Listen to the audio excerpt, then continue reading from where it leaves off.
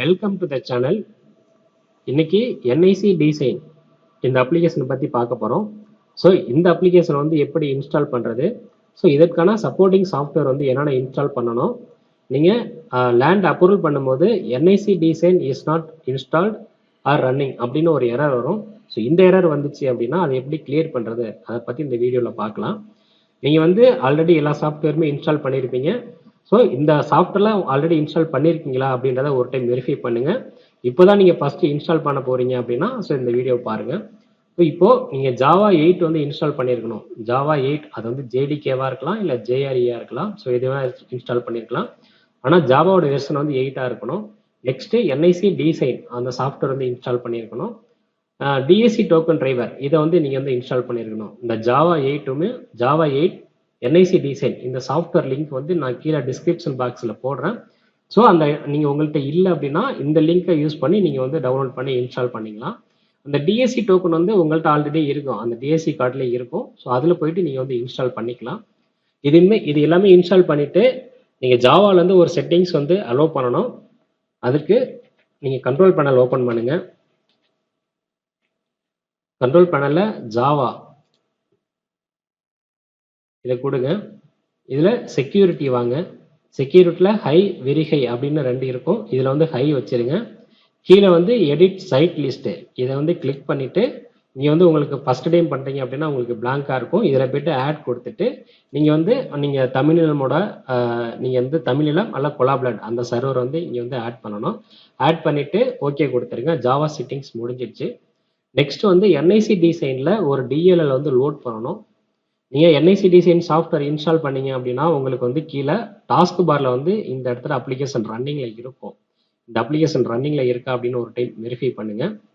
In case உங்களுக்கு இங்கே வந்து இல்லைன்னா டெஸ்க்டாப்பில் என்ஐசி டிசைன் இந்த சாஃப்ட்வேர் இருக்கும். இதை டபுள் கிளிக் பண்ணி ஓப்பன் பண்ணுங்கள். உங்களுக்கு வந்து கமெண்ட் ப்ராம்ப்ட் ரன் ஆகி க்ளோஸ் ஆகிடும். இந்த க்ளோஸ் ஆனதுக்கப்புறம் கீழே பார்த்தீங்க அப்படின்னா இங்கே ரன்னிங்கில் இருக்கும். இப்பயுமே உங்களுக்கு வந்து டபுள் கிளிக் பண்ணி ஓப்பன் பண்ணதுக்கு அப்புறமே ரன்னிங்கில் இல்லை அப்படின்னா மறுபடியும் என்ஐசி டிசைன் வாங்க, ரைட் கிளிக் பண்ணுங்கள். செகண்ட் ஆப்ஷனாக இருக்குது ஓப்பன் ஃபைல் லொக்கேஷன், இதை ஓப்பன் பண்ணுங்கள். இங்கே வந்து ஜார் ஃபைல் ஒன்று இருக்கும், என்ஐசி டிசைன்ற ஜார் ஃபைல் இருக்குது. இதை வந்து ஓப்பன் பண்ணுங்கள், டபுள் கிளிக் பண்ணுங்கள். பண்ணிங்கன்னா இங்கே கீழே வந்துடுச்சு. ஸோ இது வந்து கிளிக் பண்ணிங்கன்னா ரன்னிங்கில் இருக்கும். இப்போ பார்த்தீங்கன்னா இங்கே ரன்னிங்கில் இருக்குது. ஸ்டேட்டஸ் பார்த்தீங்கன்னா ரன்னிங்கில் இருக்குது.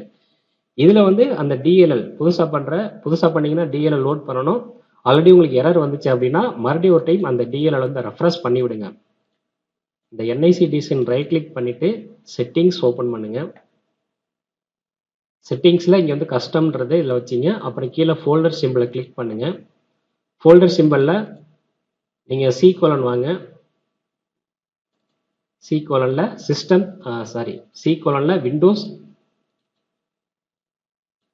விண்டோஸ் இங்கே வந்து சிஸ்டம் 32 நீங்கள் இப்படியே தேடலாம். இல்லைனா இங்கே ஏதாவது ஒரு இடத்துல கிளிக் பண்ணிவிட்டு SY டைப் பண்ணிங்கன்னா சிஸ்டம் இடத்துல வந்துடும். இங்கே வந்து சிஸ்டம் 32 இதை வந்து ஓப்பன் பண்ணுங்கள். ஏதாவது ஒரு இடத்துல வச்சுட்டு இபாஸ் அப்படிங்கிற இந்த இபிஎஸ் இந்த டிஎல்எல் தான் லோட் பண்ணணும். இந்த இபிஎஸ் 2003 CSP 11 வெர்ஷன் 2.dll இந்த டிஎல்எல் தான் லோட் பண்ணணும். இதை வச்சுட்டு இங்கே ஓப்பன் கொடுங்க. ஓப்பன் கொடுத்துட்டு ஒரு டைம் சேவ் பண்ணுங்கள். சேவ் பண்ணால் தான் அந்த அப்டேட் ஆகும். ஒரு டைம் சேவ் பண்ணுங்கள். அப்படின்னா சேவ் பண்ணதுக்கப்புறம் இந்த மாதிரி ஒரு எரர், இந்த மாதிரி ஒரு மெசேஜ் காட்டும், இன்ஃபர்மேஷன் காட்டும். அந்த டைம் வந்து நீங்கள் டிஎஸ்சி கார்டை ஒரு டைம் அன்பிளாக் பண்ணிவிட்டு மறுபடியும் கனெக்ட் பண்ணிவிடுங்க. கனெக்ட் பண்ணிவிட்டு ப்ரௌசர் வாங்க.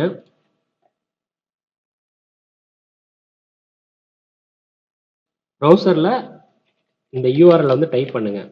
https localhost 8020/signer/check இந்த யூஆர்எல் வந்து ஒரு டைம் என்டர் பண்ணுங்கள். நீங்கள் என்டர் பண்ணீங்க அப்படின்னா இங்கே வந்து சக்ஸஸ்னு வரும். உங்களுக்கு ஃபஸ்ட்டு டைம் வந்து என்டர் பண்ணி நீங்கள் ஓப்பன் இந்த லிங்கை ஓப்பன் பண்ணும்போது கீழே வந்து இந்த இடத்துல அட்வான்ஸ், அதாவது இன்செக்யூராக இருக்குது, இதை வந்து அலோவ் பண்ணணுமா பிளாக் பண்ணணுமான்ற மாதிரி ஒரு மெசேஜ் காட்டும். இங்கே வந்து அட்வான்ஸ்னு ஒரு ஆப்ஷன் இருக்கும். அந்த அட்வான்ஸை கிளிக் பண்ணிவிட்டு கீழே ப்ரொசீடுன்னு ஒரு லிங்க் இருக்கும். அந்த லிங்கை கிளிக் பண்ணிங்க அப்படின்னா உங்களுக்கு வந்து சக்ஸஸ்னு வந்துடும். ஏன்னா என்னோட இதில் ஆல்ரெடி பண்ணியிருக்கிறதுனால இந்த இடத்துல டைரெக்டாக ஓப்பன் ஆகிடுச்சு. நீங்கள் புதுசாக பண்ணும்போது உங்களுக்கு வந்து அட்வான்ஸ் கேன்சல் அப்படின்னு 2 ஆப்ஷன் வரும். அதில் அட்வான்ஸை கிளிக் பண்ணுங்கள். அட்வான்ஸ் கிளிக் பண்ணதுக்கப்புறம் கீழே ப்ரொசீடு டு அன்சேஃப்னு இருக்கும்.